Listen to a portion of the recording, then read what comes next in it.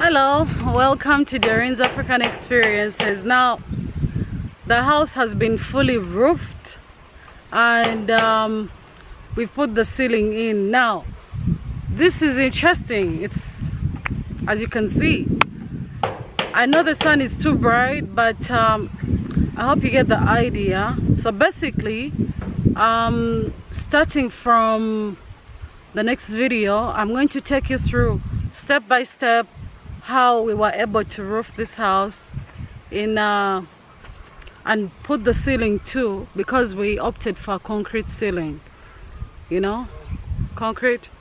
So I promise you to explain every little detail on expenses, material, labor, time, you know, management, everything you might need to know about this whole process. Behind right now they are putting up the gutters, and honestly speaking, this is all quite exciting, so yeah, I will break it down for you step by step. And I haven't been able to get any more monkeys. Every time they come, I take out the camera and they run away. They don't like to be filmed. So but if by chance they learn to like me, I'll have more monkeys. But this time I don't have any. Yes, what can I say?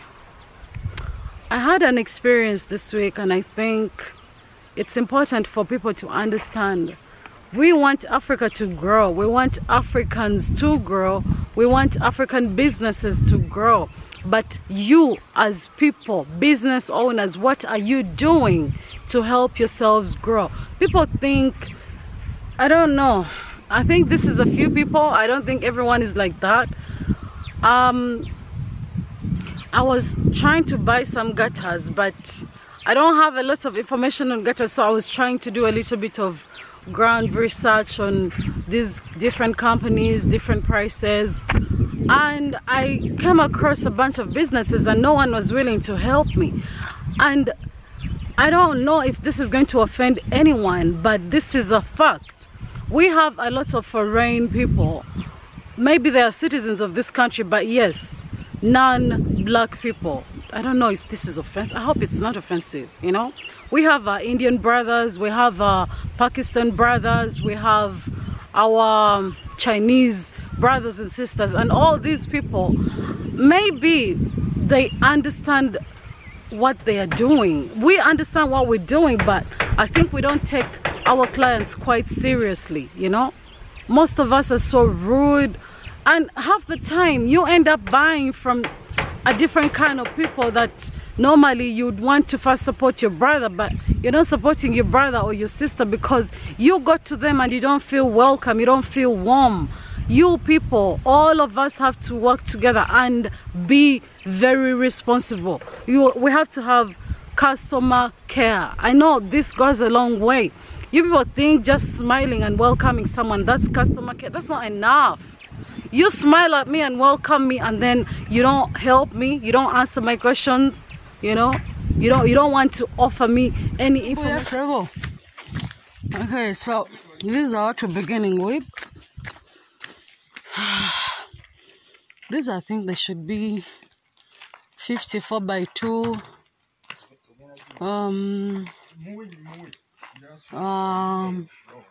54 by 2, 6 by 2, they are 20, and then 4 by 3, they are 30. That's what we're beginning with. I'm getting more sand. So they said this cement, I brought it for the builder, but the builder is beginning tomorrow. It's beginning tomorrow. So they tell me that they are not using a mortar on the house to put the wood, or rather the timber, because the pans are there, plus the ones I bought them, the pans are a better alternative because they are stronger. So this is Christopher, that is Charles, their chief. This is Abdul, and the guy up there is Derek. I'm going up, by the way. So yeah, I had the bricks on site. So we're starting to bridge what we need to bridge tomorrow. See, this is how we're arranging the nails to avoid scattering. We're putting them in these containers. This is one of the pans, the others are up. So yeah, as you can see, this is different inches what they need, and then we'll keep topping up into these so that there is no scattering of nails. The house is still intact, it's in good shape. It's in very good shape. Cook for themselves. So they're going to use some of these remaining pieces of wood to cook. I'm sure you'll be fascinated seeing something like that. I last saw this when I was a child, you know, that method of cooking. And they complimented the house. They said the house is in very good shape, and they said the house is very strong too. What else? Yes, since I finished our collection of 4x2, I left a deposit of 100 pieces, which I'll be taking tomorrow. We have a lot of wood. Some of these trees are whole, they are long, yeah? So these will benefit us when we're building that chicken coop, plus the goat's house, yeah? We won't have to buy any of these things. Some with the nails, we won't have to buy nails, we won't have to buy trees. We might just need to buy nets and maybe a few iron sheets there. So I guess when the camera comes, I'll be able to zoom in further. So he goes around putting in pans all over, everywhere he goes. So he comes and doubles them back, and then when he puts in pans, he nails them on two. You see?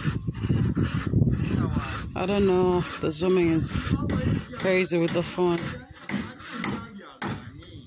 You see that?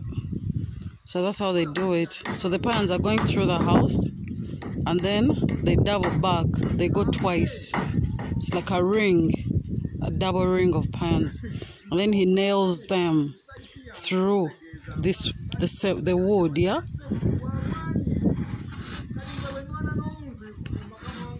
So that's how he does it. That's how they do it. So basically, yeah. So when he cuts up like that, he's lining the wood according to measurements.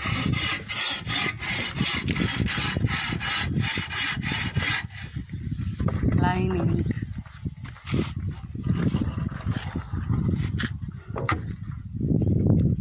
Strong wood.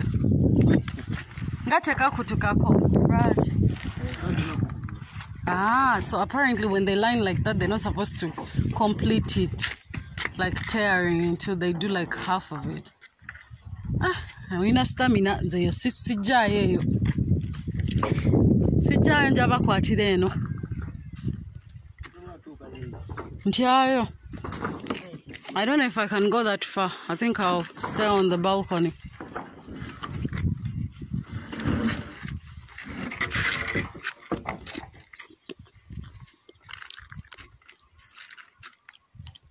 Mwani awayigiriza okutambulira ku bisenge.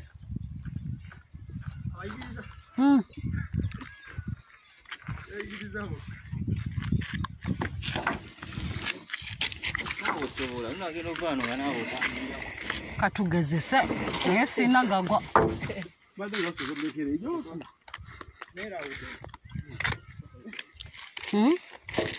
Oyagala emiti emirala? Oyagala emirala?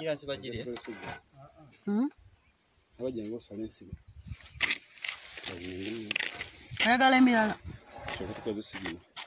Eno 4x3. Yeah, munene. 4x3 is the big ones. Njiriwa.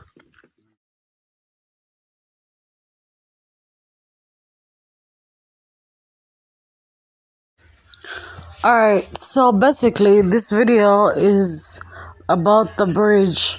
The first layer they put on the wall, the very first one, they use 6x2s and pass pans across each one of them and move around the whole house doing the same thing, you know, connecting them in some kind of loop.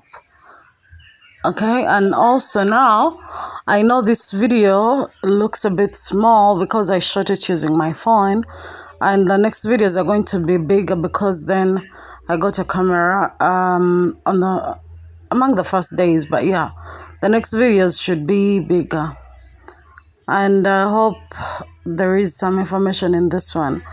So I'm going to throw in a video of the gabbles. So what they do, I'll explain to you. Let me add the video too. And then I'm going to explain to you why they do that, why they put a huge gable on the walls and then they keep making others using the one. It's like the main one. I don't know. I hope that makes some sense. And please don't forget to subscribe, like, and share, comment for any questions. And yeah, thanks for watching. So what the builders do when sometimes they do this on the ground, but most times they do it on the roof itself.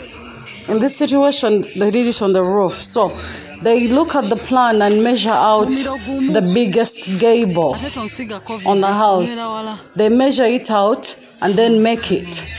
They make the biggest one on the house first. Once the biggest gable is made, the rest are made onto that gable. The measurements are usually equivalent. So you can find like the big gables are running a whole sequence on the house, usually in the middle, you know, going straight to the back or the front or something like that, depending on how your house is designed. So what happens is that's what they design first, and then they design the rest of the gables onto that.